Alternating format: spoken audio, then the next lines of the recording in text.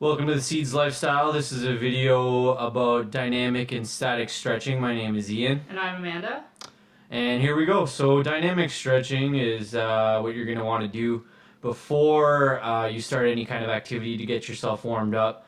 This is me here doing some high knees, as you can see, across half the tennis court, into a few jumping jacks, and then I'll be doing some high knees back.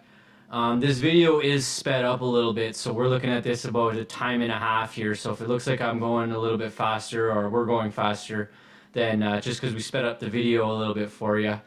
So basically I'm just getting loose here, going to go for a little jog across the court. And yeah, that's just going to get your blood flowing. And it's good to get moving before you do any kind of activity. It just helps prevent any sort of muscle damage or muscle injury. You know, you're moving around a lot when you're playing tennis, and a lot of people forget to do their warm-ups beforehand. They just go right into their game. That's it, absolutely. I'm just warming up my shoulders here, getting loose. For tennis, it's a good one to do. Just get yourself stretched out. Every sport has specific ones, so just look into the ones if you want to do something specific for your sport. Make sure you're getting yourself moving a certain way and getting those body parts moving that you'll be using.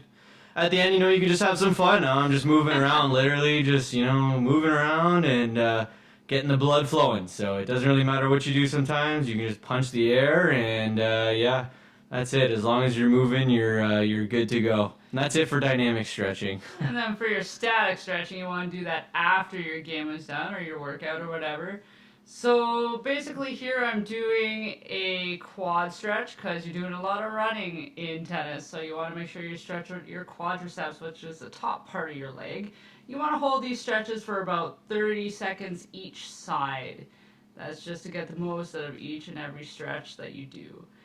You're pretty well balanced. What if people don't have that much balance? You can just grab onto a chair or hold onto a wall, or if you're on the court, just hold onto the fence. Just to build up your balance. That makes sense. This looks like a good one. What's this? Yeah, this is your inner thigh stretch, because again, you use a lot of the top part of your leg, so you really want to stretch that out. No one likes to pull the inner thighs. That makes walking and sitting not very much fun. No. Right on. All right, and you can even use your equipment to help your stretches. So again, like Ian said, you use your shoulders a lot. Yeah. So what this does is it stretches out the top part of your shoulders. Now, not everyone is as flexible. So if you can't go as far down as that, that's perfectly fine. Yeah, that's pretty. That's pretty impressive right there. I like that reach. Look at that.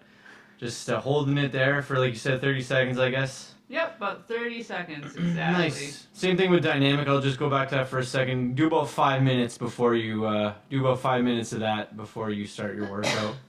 Exactly. So this here, what this is stretching out is your glutes, which to the common person is your butt. So you use your butt a lot when you're running. You may not realize it, but as you do that stretch, you'll certainly notice. So again, here you want to hold on to something. That's perfectly fine. Not a big deal. And then, once you start getting your balance together, try doing it without holding on to things. And you work your core all at the same time. Yeah, that's it. So, you have pretty good balance. You were doing all of those, but I guess, you can do them up against a fence like this. This is a specific one, but if you have a little less balance, just use the fence, I guess. Exactly. This one looks really awkward, but it's a hard place to stretch. So this is stretching your forearm and somewhat of your biceps, so pretty much your arm. You want to make sure that you push against the fence, so you use your back leg as leverage and really stretch out those arms. And it's going to give you a nice hamstring stretch too, so that's the back part of your leg, your calf.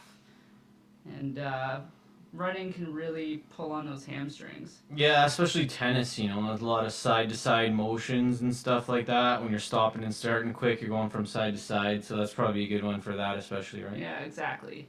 This one here, you want to make sure you can grab onto something. So it doesn't matter if you can only reach your thigh, reach your thigh. If you can reach down to your foot or your ankle, do that. You just want to make sure you stretch out your lower back and your core. You do a lot of twisting in tennis too, especially if you're, doing your backhands and things like that.